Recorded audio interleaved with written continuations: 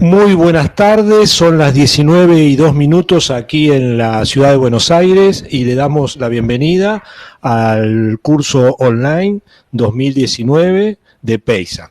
En el tema de hoy vamos a hablar sobre energía solar térmica para agua caliente sanitaria. ¿Sabías que el calentamiento del agua sanitaria es el segundo mayor consumo de gas en los hogares argentinos? Representa aproximadamente el 33% del consumo total. Varios estudios demuestran que la tecnología de colectores solares para la producción de agua caliente sanitaria puede cubrir hasta el 70% de la energía demandada por la mayoría de las viviendas de nuestro país. Te presentamos el termotanque solar PEISA, una solución eficiente que, si se combina con los equipos de alta eficiencia a gas clase A, puede lograr ahorros aún mayores.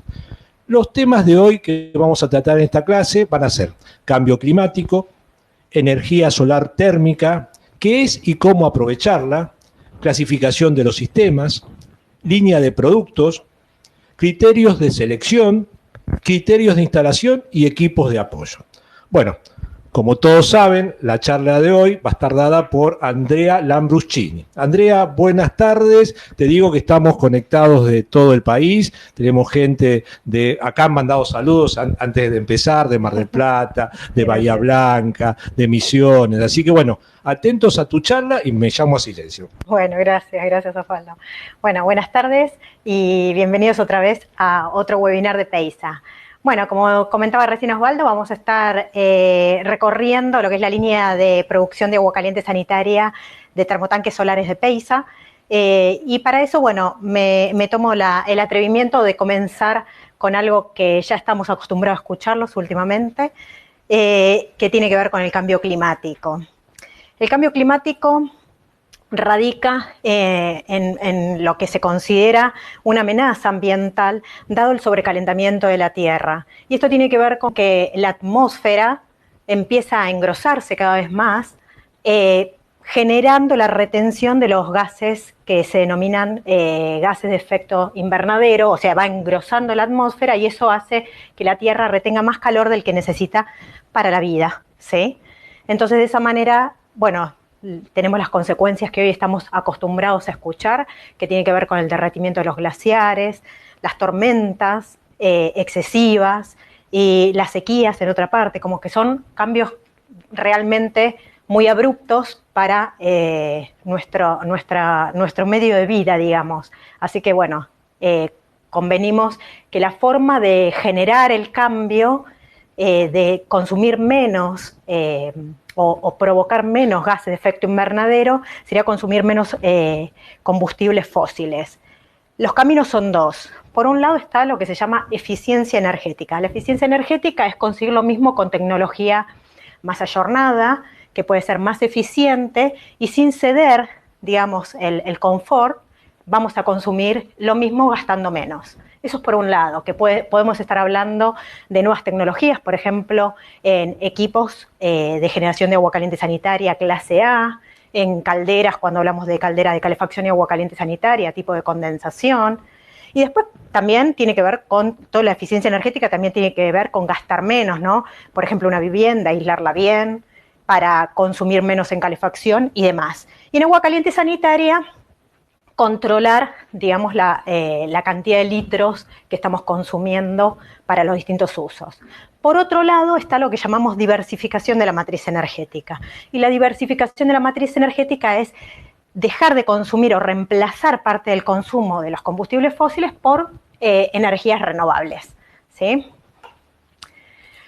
Y dentro de las energías renovables, la que vamos a trabajar nosotros es la solar térmica. Vamos a ver la diferencia con otras energías. Pero básicamente tenemos un montón de energía que nos puede proveer el sol, ¿sí?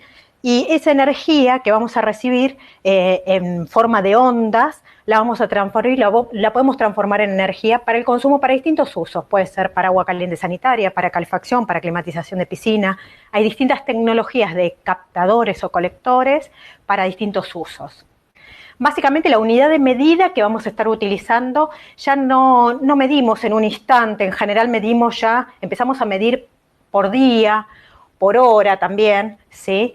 pero en general se mide por día, por mes o por año, ¿sí? Porque acá lo que nosotros vamos a estar hablando, y sobre todo cuando hablemos de agua caliente sanitaria, es el ahorro anual que nos puede dar un sistema. Obviamente, en verano nos dará mayor ahorro porque la radiación solar es más alta, y en invierno, que el sol está más lejos, nos dará un ahorro menor, pero nos va a seguir dando ahorro.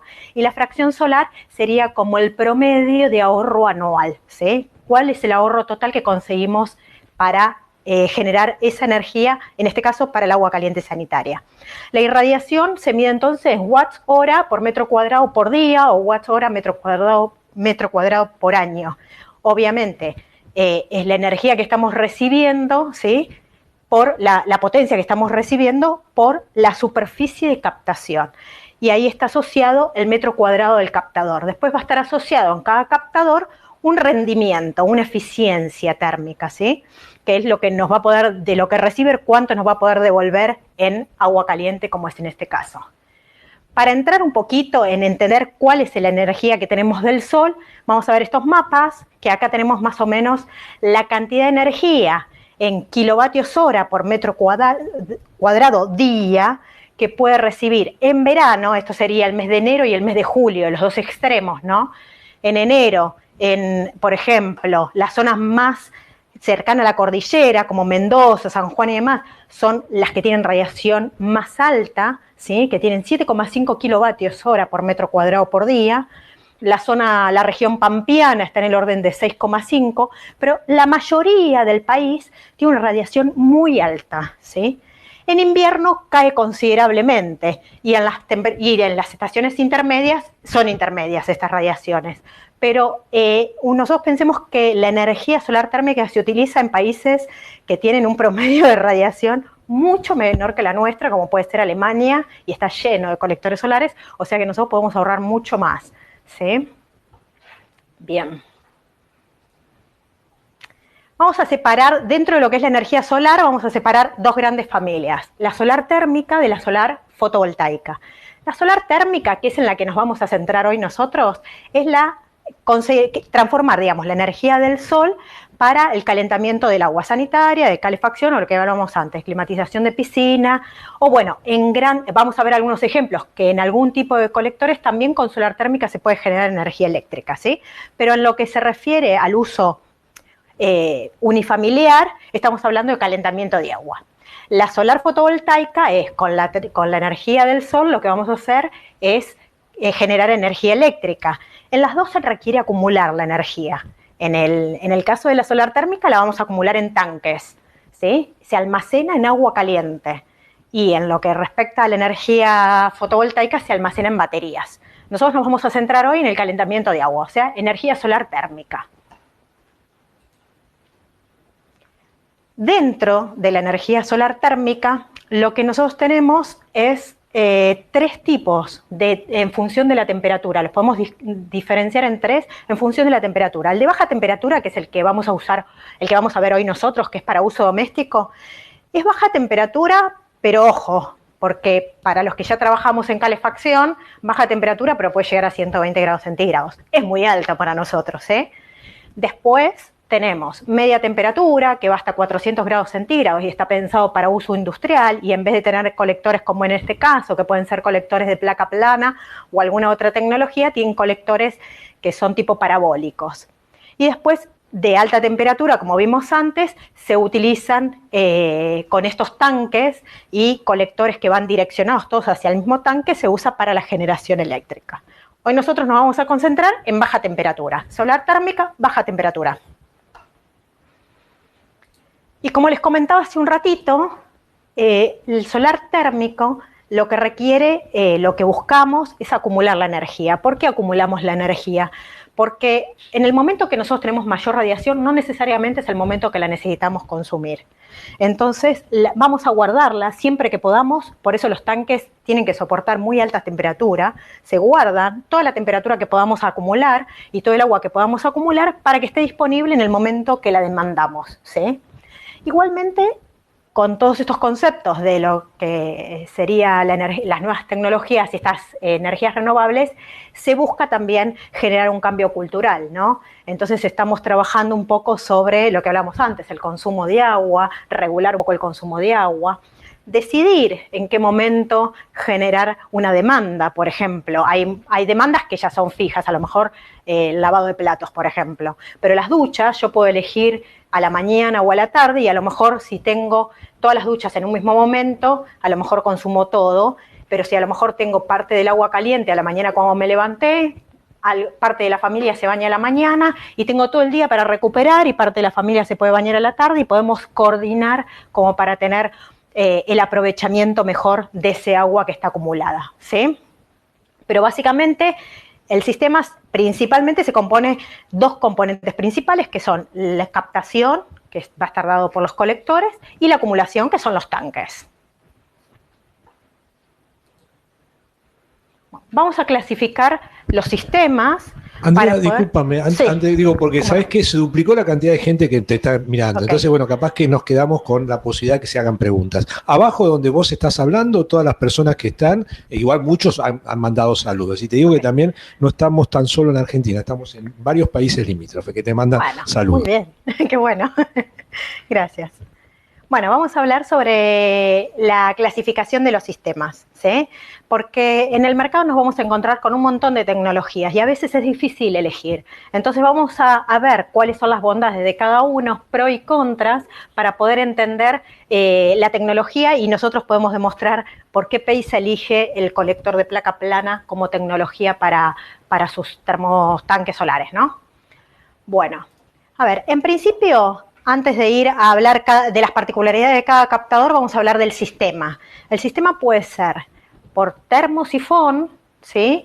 Que básicamente no requiere energía eléctrica. En este caso, el fluido caloportador, que es el agua que se está moviendo adentro del sistema, dentro del tanque y el colector, va cambiando su densidad en función de la temperatura que va logrando. A mayor temperatura, más liviano, entonces sube naturalmente y el agua fría baja y en consecuencia se va logrando un movimiento. ¿Qué ese movimiento? El caudal será mayor en función de los cambios de temperatura, de la temperatura de entrada y la temperatura de salida del captador, ¿sí? Esto va a tener que ver también con la temperatura ambiente.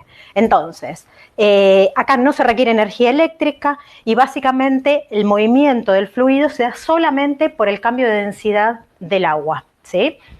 Que tiene que ver con la temperatura. El otro caso es el más usado para sistemas unifamiliares, ¿sí? Porque es autocontenido y está todo afuera. En el caso del forzado se busca ya cuando se quiere o cuando no se quiere ver el tanque afuera, en viviendas unifamiliares, pero también se utiliza mucho cuando la captación es mucho mayor y entonces acumulamos el agua en una sala de máquinas para no tener el tanque a la intemperie.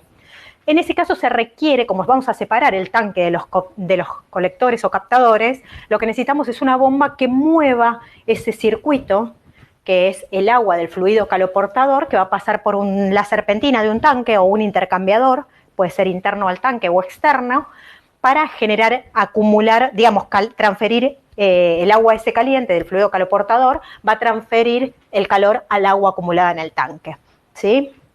Se requiere, obviamente, de una bombita que consume muy poco, pero una bomba que esté moviendo ese fluido en el momento que un controlador le indique a la bomba que la temperatura de colectores es mayor que la del tanque. En general, en esos casos se da que un salto térmico de no menos 7 grados, más o menos, ¿sí? Para que arranque. Si está por encima de 7 grados por encima el colector respecto de la temperatura del agua, en ese caso habilitamos la bomba para ir a extraer el calor de los colectores. Pero en ningún caso debe habilitarse si el colector está más frío. Esto es algo que se ve bastante en el mercado como error de concepto de que el agua puede pasar todo el tiempo por el tanque. No es así, porque si nosotros movemos todo el tiempo el agua, podemos estar generando inclusive perder la energía, porque si en un momento está nublado, hay baja radiación, y puede ser que el colector esté más frío que el agua acumulada, en realidad lo que vamos a estar haciendo es perdiendo la energía, disipando energía que ya habíamos acumulado en lugar de guardarla, de recolectarla. Bien. Otra característica que tenemos que nombrar dentro de la línea de colectores, cuando empezamos a hablar, es si el sistema es directo o indirecto, que tiene que ver con la transferencia de calor. Si es directo, denominamos directo cuando el fluido que vamos a estar consumiendo, o sea, el agua caliente sanitaria, es la misma que pasa por el captador. O sea, el agua sanitaria pasa por el captador y va al tanque, ¿sí? No hay ningún fluido intermedio, como en el caso de los indirectos. En los casos de los indirectos existen dos circuitos. Un circuito primario, que es el circuito que trabaja con un fluido caloportador. En general se utiliza esto también para evitar el tema de congelamiento, poder agregarle un anticongelante a ese fluido y como si fuera en un baño María, caliento el agua del tanque, ¿sí? El tipo de serpentina, yo dibujé ahí una serpentina, ahora cuando veamos en termosifones van a ver que los intercambiadores son distintos en general, porque como se mueve naturalmente, lo que no se busca es tener mucha pérdida de carga. Así que ahí existe el circuito primario en los indirectos que pasa por donde pasa el circuito primario, por donde pasa el fluido caloportador, agua con propilenglicol, y el circuito secundario es el agua sanitaria, ¿sí? Bien. Otra característica que tenemos que tener en cuenta en el momento de elegir un termotanque solar es si son abiertos o atmosféricos o si son presurizados.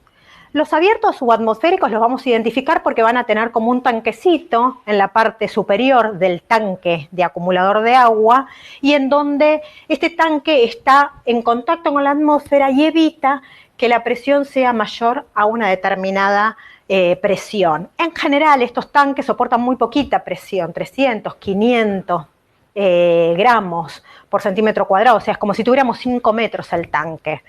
Están a presión atmosférica, no están presurizados. Después están los presurizados, es el caso del termotanque solar de Peiza, en el que puede recibir mayor presión. De hecho, el circuito secundario admite hasta 6 kilos, no necesitamos tanto, pero igualmente eso habla de la calidad del tanque, admite hasta 6 kilos, y tener un poco más de presión nos va a permitir poder vencer la pérdida de carga que se pueda dar en algunos accesorios que vamos a necesitar, como válvulas posteriores al calentamiento del agua.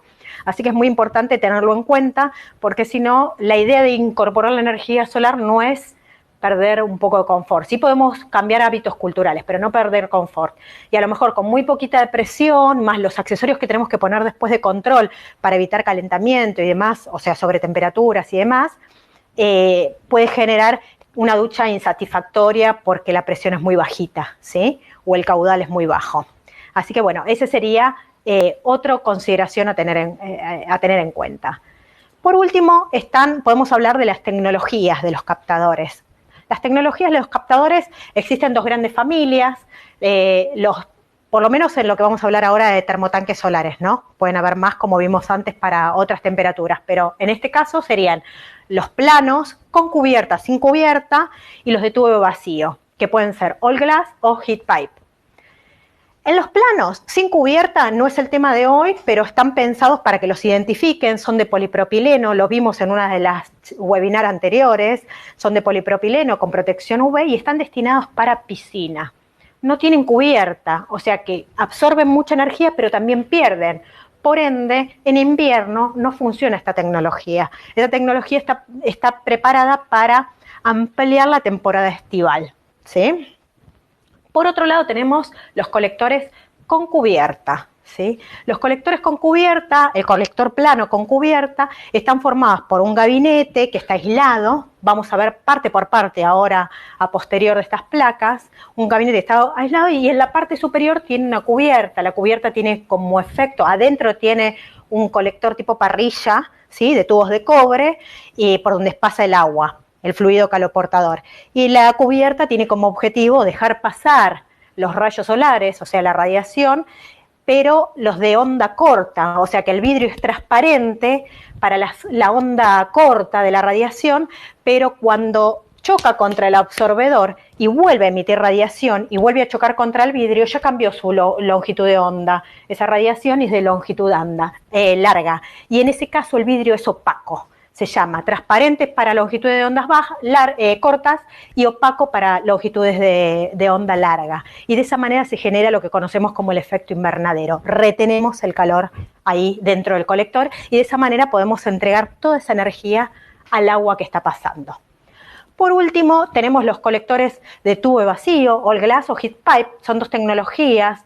Los all glass, en general, lo que busca el tubo de vacío es generar como una aislación térmica, porque es un tubo adentro de otro, entonces esa película de cámara de aire genera o ese vacío genera un aislamiento térmico para no tener tantas pérdidas por convección.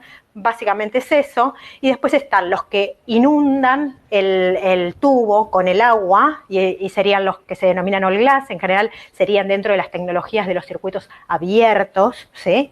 Y después están los heat pipe, donde son cerrados y adentro de cada tubo hay una pipeta de cobre por donde está el fluido caloportador que en la medida que se enfría, el fluido caloportador condensa y se vuelve a calentar y se transforma en vapor y así sucesivamente va cediendo la energía, ¿sí?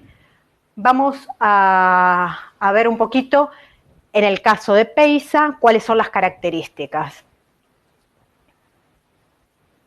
A ver.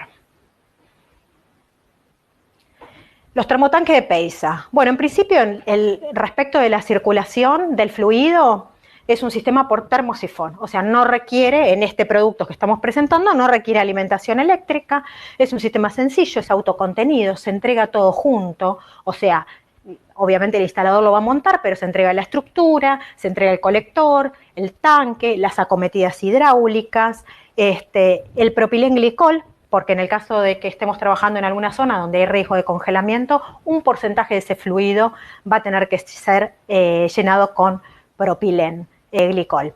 Así que, bueno, es muy sencillo y está todo afuera, no requiere tampoco compromiso arquitectónico desde el lado de la vivienda de tener una sala de máquinas donde guardar un tanque. Otra característica es, si estamos hablando de las mismas variables que vimos recién, ¿no? La transferencia de calor.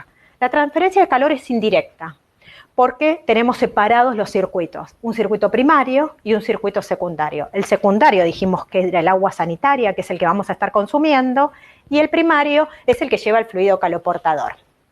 Bien, ¿qué ventajas tiene esto? Las ventajas primero es esto, separar los fluidos para trabajar en zonas donde pueden haber heladas, ¿no? Entonces protegemos al equipo por heladas, no hay ese riesgo. Y por otro lado, evita que el agua de consumo que estamos reponiendo todo el tiempo esté pasando por adentro del colector. Recuerden que hablamos de temperaturas muy altas. Entonces las incrustaciones son increíbles las que se pueden dar con un circuito abierto.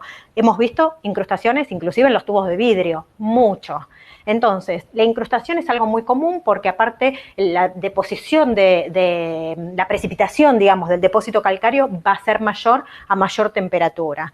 Así que al tener circuitos separados, garantizamos una vida útil muy larga del sistema porque no existen incrustaciones o menos mantenimiento también, ¿no?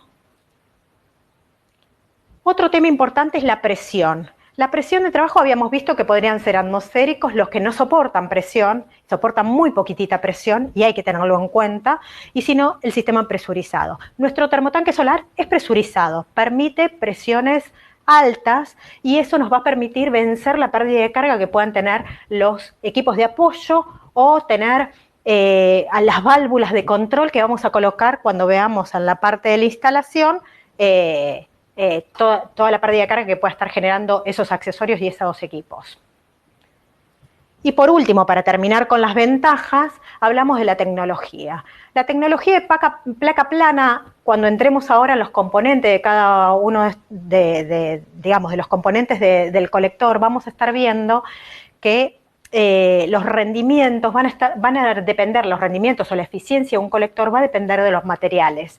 Entonces, colectores de placa plana van a encontrar en el mercado un montón, pero la diferencia de tecnologías, la diferencia lo va a dar, de la eficiencia lo va a dar la materialidad del producto. O sea, yo necesito un colector que capte mucha energía y que deje emitir poca, ¿sí? En este caso, el colector de placa plana es muy bueno, aparte es muy resistente, sobre todo a la parte de granizo, que comparado con otros sistemas como los los tubos de vacío son muy frágiles y permanentemente hay que estar cambiándolos. Tienen un bajo mantenimiento y tienen una muy larga vida útil. La limitación está dada a lo mejor en que en zonas de muy baja radiación, bueno, no levanta tanta la temperatura como otra tecnología, pero vamos a ver que dependiendo el tipo de pintura que tiene selectiva, que tiene este colector, mejora un montón el rendimiento con baja radiación, comparado con otros colectores de placa plana. O sea, es un colector robusto, ¿sí? Vamos a entrar, salvo que me digan que quieren hacer consultas, no, los bueno, componentes. estamos atendiendo y hay muchas preguntas que también están siendo aclaradas, ¿no? Desde acá, Okay. pues tenemos un colaborador que está ayudando muchísimo. Sí, ahí está Alejandro. Alejandro, bueno, Alejandro. Gracias, Alejandro, que ya hasta una vez fue locutor cuando un día fue un ataque de tos que no podía seguir. Sí. Bueno, te pregunta Juan lo siguiente: ¿hasta qué presión soporta de parte una bomba presurizadora? La presión, el tanque, o sea, vamos a separar los circuitos. El circuito primario, que es el cerrado, no requiere mucha presión, pero soporta 3 bar, 3 kilos por centímetro cuadrado, y el secundario, que es el que creo que te está importando en este momento, Juan, que es el del agua sanitaria, el tanque soporta 6 kilos, 6 bar, 6 kilos por centímetro cuadrado. Seguimos con las preguntas. ¿Cómo es el comportamiento en épocas invernales respecto al termosolar de tubos al vacío? Bueno, lo que hablamos antes, el tubo vacío permite llegar a temperaturas un poco más altas. La temperatura un poco más alta y reacciona un poco mejor con baja radiación, pero la diferencia no es tanta como todas las ventajas que trae el colector de placa plana. Primero porque el colector que vamos a ver ahora, y van a ver cómo están construidos, tiene características muy buenas por el tipo del vidrio, el tipo de pintura selectiva, el tipo de absorbedor y demás. La vamos a ver ahora. Y segundo, las ventajas que tiene este colector es que en casi todo nuestro territorio funciona muy bien, en la mayoría. A lo mejor si me decís, y Ushuaia, y a lo mejor muy al sur, tenemos puestos bien al sur, tenemos puesto en Cholila, tenemos puesto y funciona muy bien. Pero bueno, digamos, más al sur, a lo mejor convenientemente el otro colector puede captar mejor con radiaciones bajas, pero la realidad es que en la mayoría de nuestro territorio argentino el colector funciona mejor y lo ideal no es tener temperaturas tan altas, porque con el tubo vacío, con temperaturas tan altas, también son mayores las pérdidas, ¿no? Cuando empezamos a transferir la energía al tanque, ¿no? Porque a mayor temperatura también pueden ser mayores las pérdidas si no está bien tratado el tanque.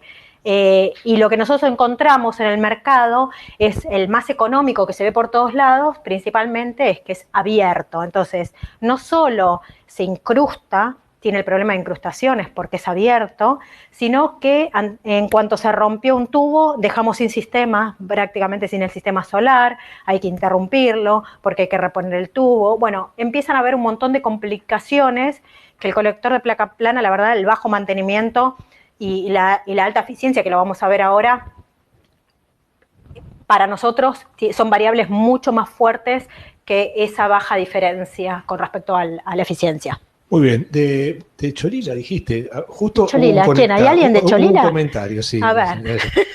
La pregunta es, ¿a qué temperatura llega este modelo? Bueno, las temperaturas son variables. Las temperaturas, se puede soportar, el colector puede soportar 193 grados, ¿sí? Si nosotros lo dejamos expuesto, puede soportar 193 grados, o sea, muy alta temperatura. Nunca es deseable. Los sistemas solares se trabajan para mantener una temperatura. Cuando veamos la curva de eficiencia van a ver que mientras haya menos diferencia entre la temperatura del fluido caloportador y la temperatura ambiente, menos son las pérdidas y todo el equipo rinde más. Entonces se trabajan con otro objetivo, ¿sí? De temperaturas, no se busca tener temperaturas tan altas. Y con respecto a la acumulación en el tanque puede llegar a 90 grados. O sea, cuando hablé de 193 es la temperatura del colector propiamente dicho, ¿no? Internamente. En el tanque estamos hablando de 90-95 grados, el máximo de acumulación. Muy bien, ¿es necesario adicionar un termoeléctrico como soporte? Te pregunta Hernán. Ahora, si me dan un ratito, cuando empecemos con la parte de apoyos, de equipos de apoyo, tenemos una solución con soluciones eléctricas y soluciones a gas como equipos de apoyo. Lo vemos en un ratito porque hay bastante para hablar. Una chiquitita más y aparte sí. hago una aclaración. A veces no respondemos las preguntas porque sabemos que van a ser respondidas Claro. más adelante, ¿no? Sí. O sea, no es que no estemos escuchando cada una de las cosas que ustedes dicen. Yo no estoy viendo están tranquilos. Te hago una preguntita. ¿Qué tipo de mantenimiento tiene un termo de placa plana? Un termo de placa plana, lo que hay que tener en cuenta es primero que la cubierta esté limpia, que en general esto con las lluvias y demás en general está limpio, pero si fuera una zona donde hay demasiado volátil de polvo o una zona donde hay nieve, obviamente hay que tratar de retirarla. En el caso del fluido caloportador es necesario que una vez al año se verifique que esté todo estanco y que si estamos en zonas donde puede haber congelamiento, se verifique que el agua todavía tiene el porcentaje de anticongelante. Sacamos un poquito, lo metemos al freezer y si no se congela, estamos ok, ¿sí? Pero básicamente sería eso. Y después nada más. Bueno, muy bien. Seguimos adelante un poquito. Hay una gran participación de mujeres, te digo. Por supuesto, somos las más involucradas con el cambio climático. Están preguntando, están pasando el trapo a todos los chicos. Vamos 5-0 perdiendo. Bueno, seguimos. Vamos a entrar ahora en cada uno en el colector de PEISA, en los componentes. Vamos a desglosar todo el termotanque solar para entender las características y la calidad del producto. En principio, un termotanque solar está compuesto por el colector o captador, el tanque, o sea, el colector y el captador, el tanque propiamente dicho, la estructura y todas las acometidas hidráulicas y los sistemas de seguridad, ¿sí? Básicamente sería eso. Un colector de placa plana, el que nosotros trabajamos, tiene esta estructura internamente, o sea, tenemos un vidrio, una carcasa que es como una carpintería que está envolviendo todo, en la parte de abajo tiene una aislación, acá, arriba tiene una parrilla de tubos de cobre por donde va a circular el fluido caloportador, y esa parrilla de cobre, junto con un absorbedor, son los que van a estar unidos, ¿sí? Y arriba es el vidrio para generar el efecto invernadero. El colector le entra, acá nosotros tenemos las acometidas, el agua a medida que va calentándose va subiendo naturalmente por todos estos tubos, llega al tanque, cede su energía y cuando se enfría vuelve a bajar por este caño que está acá lateralmente y se vuelve a meter al sistema. Todo eso lo hace naturalmente, por el principio de termosifón que hablábamos recién. A ver, veamos en principio el captador o la cubierta transparente, ¿no? Dentro del captador, la cubierta transparente. Nosotros tenemos un vidrio de 3,2 milímetros de bajo contenido de hierro. Básicamente la cubierta de vidrio, lo que nosotros buscamos es que absorba mucho, pero en el momento que hay otra radiación que no pueda emitir, ¿no? O sea, en todo el colector nosotros queremos que absorba alta absortancia y baja emisividad. Esa sería la característica de un buen colector. ¿Cómo se consigue esto? Bueno, en principio, el bajo contenido de hierro garantiza un poco esto en lo que tiene que ver con la cubierta. Después, por eso tiene un alto coeficiente de reflexión en la cara interna, para que refleje y vuelva otra vez hacia el captador, hacia los tubos, ¿no? Que es donde queremos.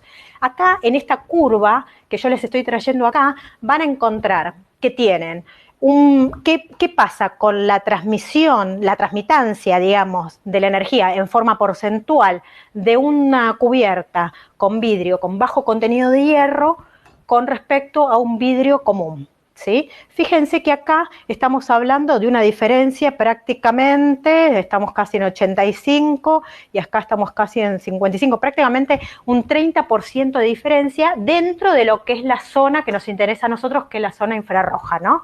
Entonces, dentro de esa zona tenemos un porcentaje de transmitancia de un 30% diferente de una cubierta blanca común, o sea, un vidrio común, ¿sí?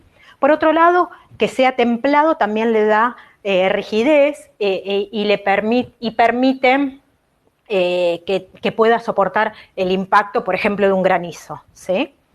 Así que bueno, esa es una principal característica del vidrio. Con respecto al absorbedor, el absorbedor prácticamente es una lámina de aluminio que están unidos a los tubos de cobre por donde va a circular el agua, ¿sí? Esas láminas están revestidas con un tratamiento selectivo. Nosotros en general lo que queremos ahí es tener un cuerpo negro. ¿Se acuerdan? Vieron que cuando estamos en verano tratamos de vestirnos de colores claros y cuando estamos en invierno nos vestimos de colores oscuros. ¿Por qué? Porque el color absorbe mayor energía, el color oscuro. Entonces de esa manera lo que se busca es tener un color oscuro, por eso los van a ver oscuros los colectores. Ahora, yo puedo pintar con pintura negro mate común, o puedo tener un revestimiento selectivo, que es un revestimiento especial que garantiza un alto coeficiente de absorción y bajo de emisión, que es lo que queríamos, ¿no? Entonces, fíjense que si vemos la efectividad en kilovatios año, ¿sí? Que sería la energía en el año, estamos hablando de cerca de unos 2.500 y 2.000 y más o menos estamos hablando de unos 300 kilovatios.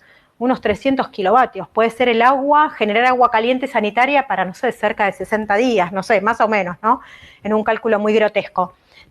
Así que imagínense que, bueno, que no es lo mismo tener una pintura negra mate común que una pintura, un revestimiento selectivo. Yo les voy nombrando todas estas cosas porque esto va a hacer a la calidad del producto y el rendimiento del colector cuando ustedes comparen. Por otro lado, tenemos la carcasa y el aislamiento térmico. Lo que nosotros necesitamos es que la energía se quede dentro del colector. En la parte de arriba la estamos tapando de alguna manera para que las ondas de longitud alta no puedan atravesar con el efecto invernadero a través del vidrio, y en la parte de atrás necesitamos aislarlo. Ese aislamiento que nosotros tenemos es un aislamiento de 40 milímetros de lana de roca que soporta muy altas temperaturas, ¿sí? Y bueno, y principalmente estas altas temperaturas se van a dar en verano, ¿no? En invierno no vamos a tener este problema de sobrecalentamiento. Lo que queremos evitar después es la sobretemperatura. Se trata de evitar, y eso tiene que ver con el dimensionamiento y la selección del equipo. A veces se puede, a veces en algún caso excepción, en algunos eventos puede ser que se vaya de temperatura, entonces hay que controlar eso, ¿sí? Y después, bueno, la carcasa tiene las funciones como un perfil de carpintería, por decirlo así. Esto es una carcasa que busca contener todo este paquete del colector y proteger los elementos, ¿sí? Está fabricada en aluminio, la nuestra.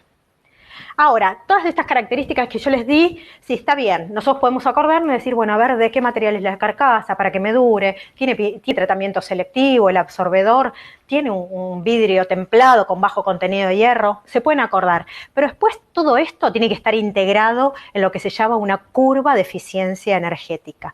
Y eso es lo que tiene cada fabricante que tiene certificado su colector. Este colector está certificado y tiene una curva de eficiencia energética que es esta.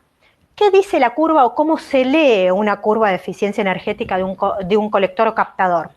Básicamente se lee la temperatura media del captador menos la temperatura ambiente, es la que está indicada en la parte inferior, ¿sí? En el eje de las X.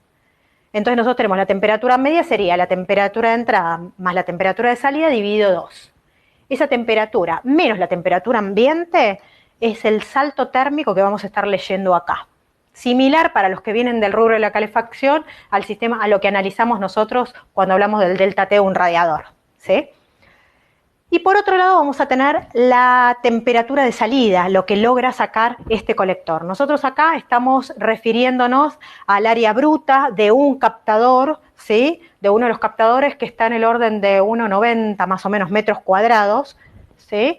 Y básicamente con una radiación, con una incidencia de 1000 watts, se calcula así, la potencia de salida se mide siempre con 0 de delta T. 0 de delta T no va a tener porque lo estaría intercambiando, estaría como en equilibrio con el ambiente, ¿sí? Pero bueno, se mide de esta manera. Después nosotros tendríamos que ubicarlo más o menos en un delta T de 35 para algo real.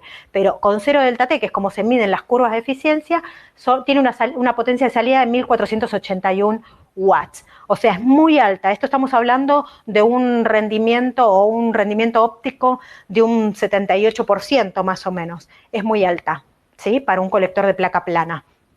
Cuando empiecen a compararlos, cuando ustedes quieran adquirir un colector, tienen que exigirle al fabricante la curva de rendimiento, porque es la única manera de medirlo, porque son tantas las variables que intervienen en el intercambio térmico de un colector, que la única forma es trabajar con lo que es laboratorio con laboratorio. Entonces, esto es laboratorio, te doy 1000 de radiación, digamos, watts por metro cuadrado, y cuánto te puedo sacar. Eso es básicamente lo que dice la curva. Bien. Vamos a entrar ahora, salimos del colector y vamos a entrar al tanque. Bueno, el tanque, hay distintos tipos de tanque. El nuestro es un tanque que llamamos como de doble cámara, o sea, una cámara, el tanque propiamente dicho, donde vamos a acumular el agua sanitaria, y en la parte exterior, el gabinete exterior, hay un huelgo, que es donde pasa el agua del circuito primario o el circuito caloportador, ese circuito con propilenglicol, ¿ok?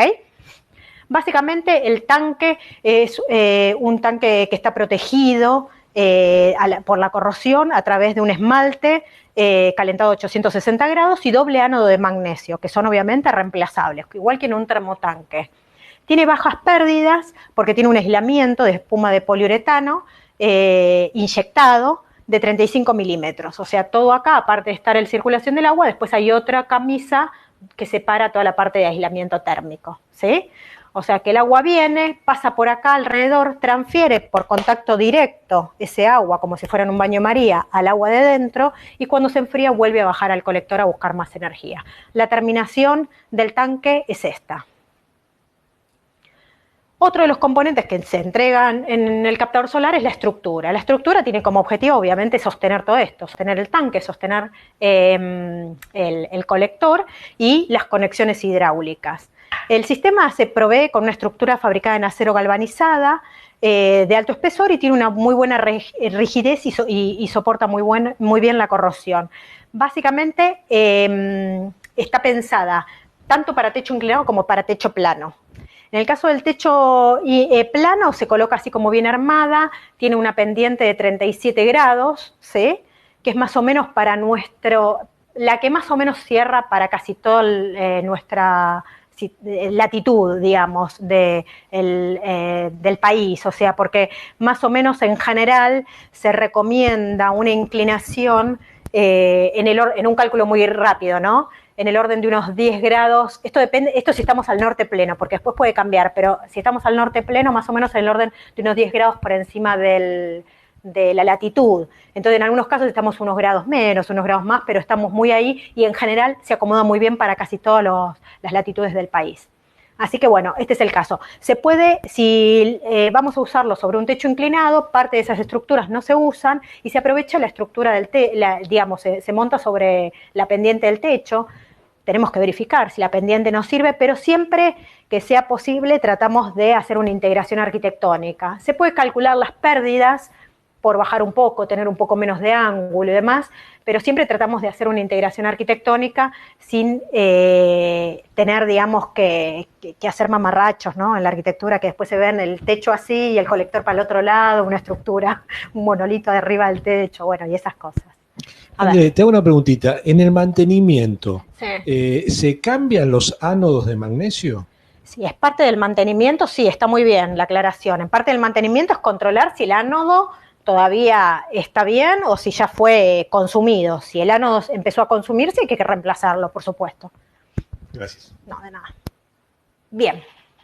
A ver, sigo un poquito más. Por último, tenemos todo lo que sean las acometidas hidráulicas y los sistemas de seguridad. Las acometidas hidráulicas están trabajadas con caños corrugados de acero inoxidable, que viene con un aislamiento, con un aislamiento térmico y un revestimiento plástico para evitar que el aislamiento se deteriore. Vieron que a veces vemos el aislamiento igual que pasan los aires acondicionados. Si dejamos el aislamiento sin el revestimiento ese plástico, los pájaros vienen, se lo comen y demás, y bueno, y ahí perdemos un montón de energía y estamos teniendo que mantenerlo permanentemente. Así que siempre viene con ese revestimiento. Después tenemos los sistemas de seguridad. Como habíamos hablado antes, tenemos dos válvulas de sobrepresión. La válvula de sobrepresión del circuito secundario, que son 3 bares. Y la válvula de sobrepresión del circuito, perdón, el primario 3 bar y el secundario 6 bar, ¿sí? o sea, el tanque y el circuito primario. Y por último tenemos la protección contra el congelamiento. Nosotros entregamos dentro del kit, de todo este paquete, entregamos 1 litro de propilenglicol. El porcentaje que nosotros tenemos que poner va a depender de la temperatura exterior, no hay que poner todo el líquido, ¿sí? Es un porcentaje de la temperatura exterior y según la temperatura exterior vemos el porcentaje total.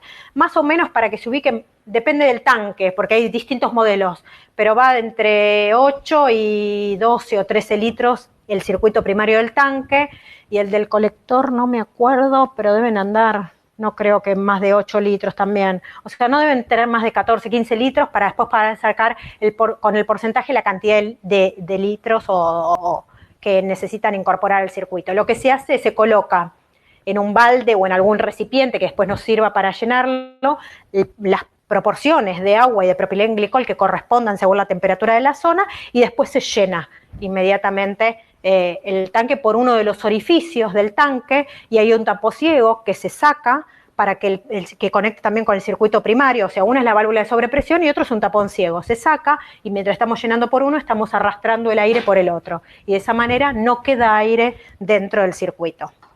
Andrea, Sí. ¿el tanque tiene que ir sistemáticamente junto con el colector o puede ubicarse en otra parte? Bueno, lo hablamos un poquito al principio. Estamos viendo ahora sistemas termotanques solares, que son sistemas autocontenidos, donde el tanque va pegado al colector. Esto se llama sistemas por termosifón, que no necesitan energía eléctrica para mover el fluido caloportador. Pero en caso que querramos, existe el sistema forzado. El tanque lo separo, lo meto adentro de una sala de máquinas y el colector está arriba, y ahí requiero una bomba que mueva ese fluido caloportador por el sistema. ¿Está? Seguimos. Bien, perfecto. Bueno, vimos las acometidas. Vamos a ver ahora los modelos, ¿sí? ¿Cuáles son los modelos que tiene PEISA? PEISA tiene 3 modelos de termotanques solares. 160 litros con un colector, ¿sí? De casi 2 metros cuadrados son.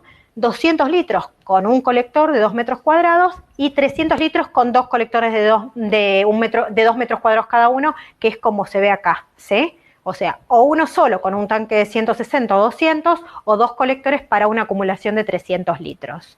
Y acá hay un esquema dimensional. Después igual todo esto lo pueden bajar del manual que está colgado en la página de PEISA entrando al producto de energías renovables. Bueno, vamos a entrar ahora en cómo seleccionamos estos equipos.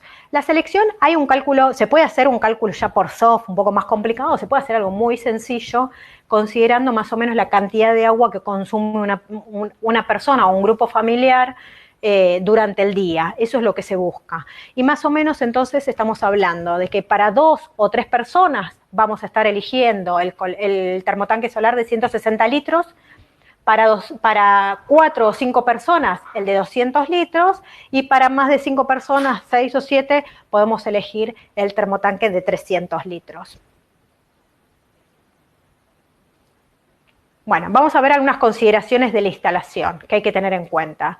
Las 2 variables más importantes serían, o 2 de las variables más importantes serían la inclinación y la orientación, porque esto es lo que nos va a determinar la relación entre la incidencia del rayo solar sobre el colector, que debería ser, lo ideal es que sea lo más perpendicular posible.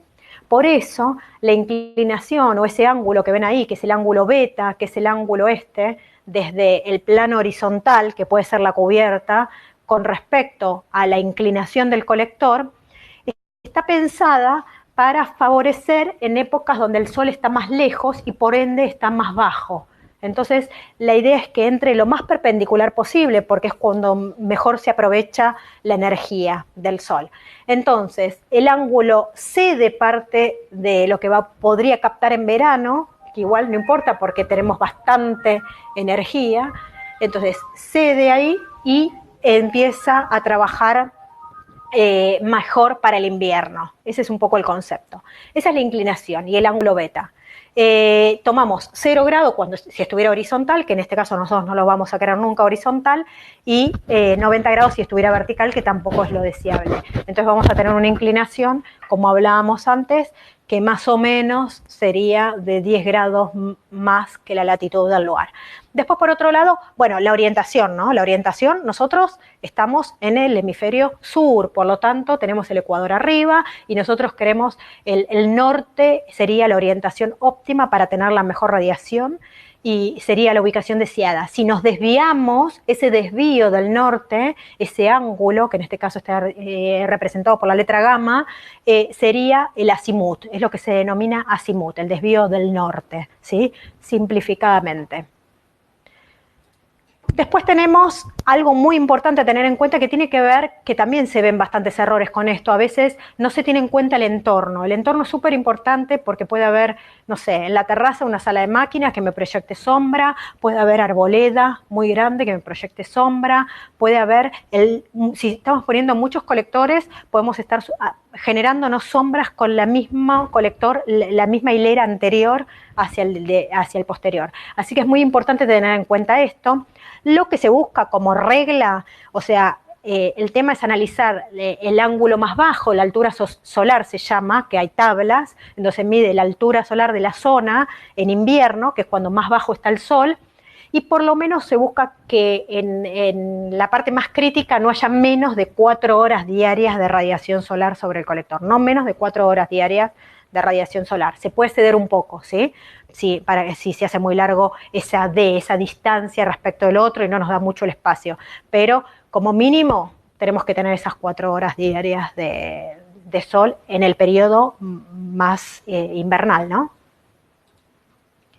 Bueno, vamos a entrar ahora en todo lo que tiene que ver con equipos de apoyo.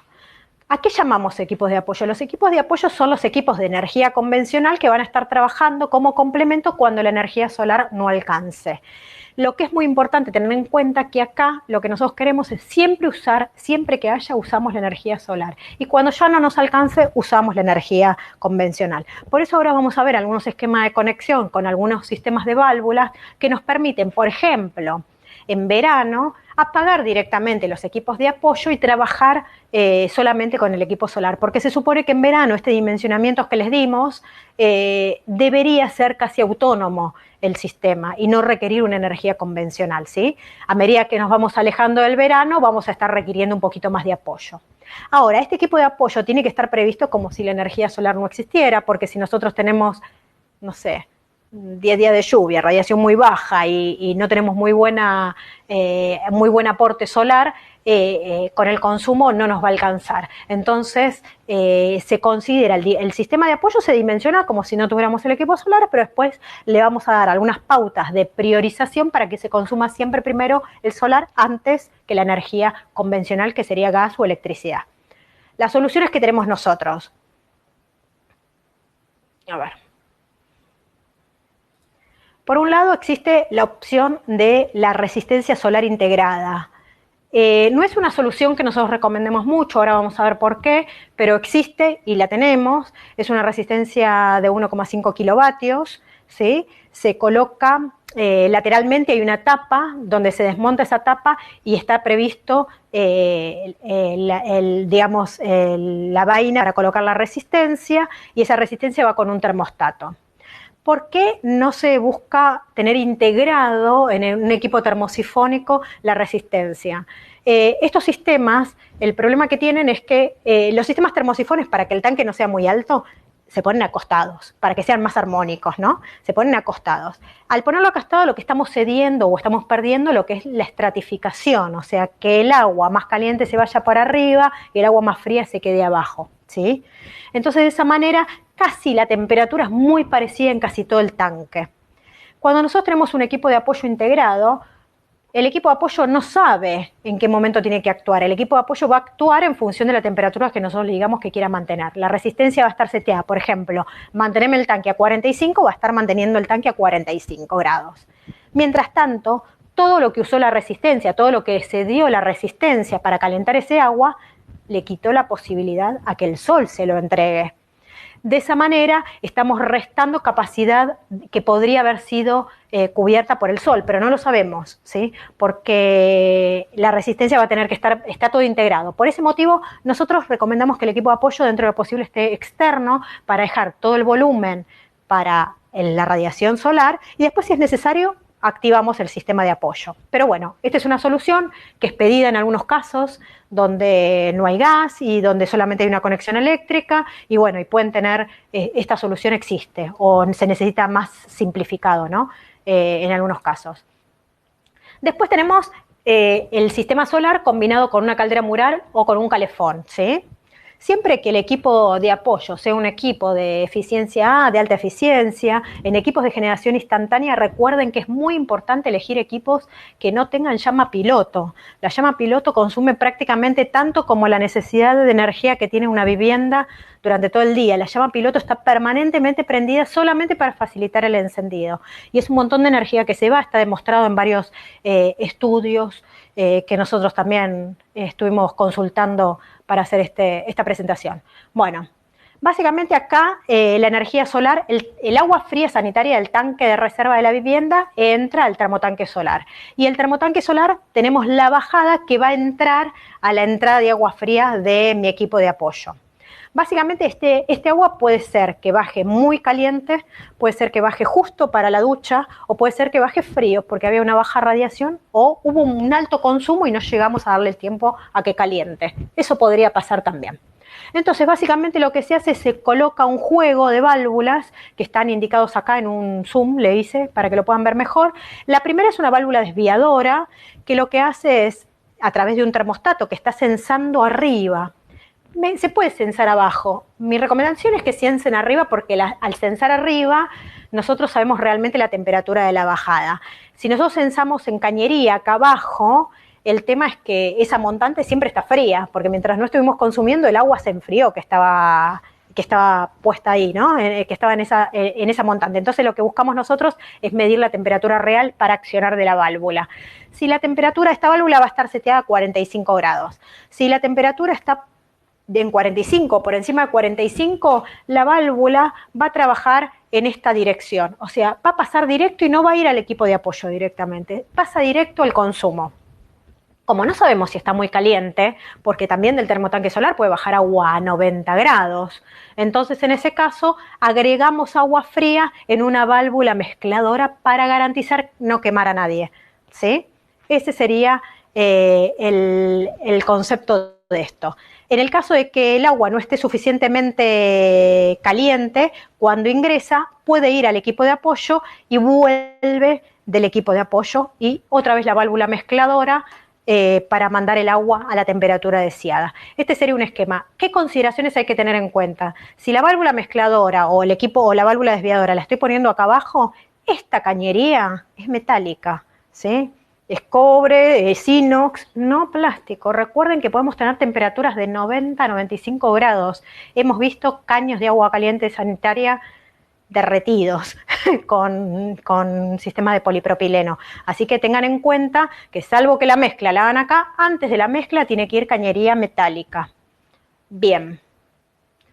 El otro caso sería el caso con acumulación. Este es un caso de caldera mural con el tanque acumulador con bomba de Peisa, el TAB, ¿sí? Similar al otro. La ventaja de esto es que los elementos son los mismos, pero básicamente en este caso, si yo me voy al consumo directamente, yo este tanque puedo apagarlo y no tenerlo conectado a la parte de la caldera en verano, para generar el agua sanitaria en el tanque y solamente estar con mi termotanque. Si yo no tengo la válvula desviadora, el agua siempre va a ingresar. Entonces yo siempre tengo que tener prendido por las dudas el equipo de apoyo, que ya va a estar calentando ese agua, ¿sí?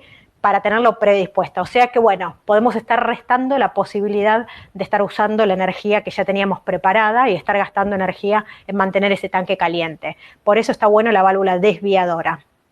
Y el mismo caso sería con un termotanque, por ejemplo, ¿no? O sea, si el agua viene fría y no me alcanza, la paso por el termotanque y la saco caliente. Si el agua viene caliente, la paso directa al consumo y voy al consumo y ni pasa por el termotanque.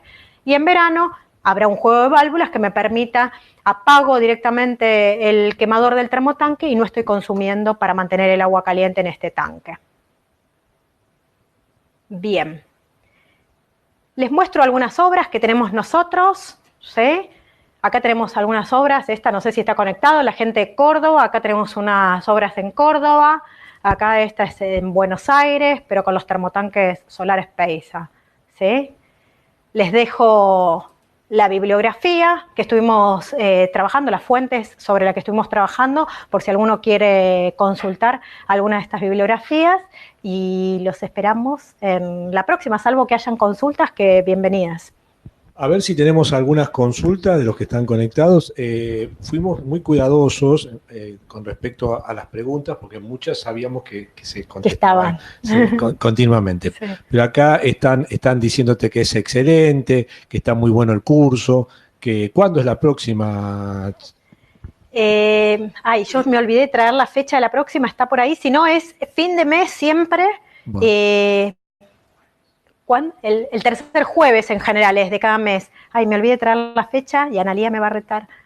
Bueno, ahora nos vamos a fijar, no te preocupes, a ver si lo podemos llegar a tener. Están preguntando el valor, el precio que tienen No lo tengo presente acá. Les sugerimos que consulten, pueden consultar directamente a Peisa y va a haber un asesor contactándolos ahí en el showroom de Peisa, o a cualquiera de distribuidores. También en la página pueden encontrar, dice, dónde comprar, y ahí encuentran dónde comprar con todos nuestros distribuidores y pueden consultarlo. Bueno, acá tenés tu club de admiradores, ¿no? A ver. Así que, muy bueno, Andrea, todas son felicitaciones, muy buen el servicio, gracias, muy bueno el curso, saludo Andrea, de Milín de instalaciones, así que ya tenés como muy bueno el curso, saludos de la Escuela Agrotécnica de Cholila. Ya vamos a estar por ahí en noviembre. Los chicos de la residencia Chochos con el sistema, gracias. Qué bueno. Así que bueno, tenés bastante. Bueno, ahí estamos, ahí tenemos ya, estamos instalando colectores. Saludos de Azul, así que bueno, podemos estar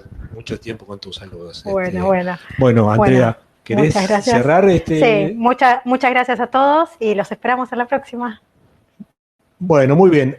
A todos los que están conectados, ustedes van a ver ahí que dice que es completar una encuesta, hagan clic en ese botón rojo que tienen. Eso a nosotros nos ayuda a solucionar las cosas que hicimos mal. Así que siempre es muy importante lo que nos digan y nos vemos la próxima charla.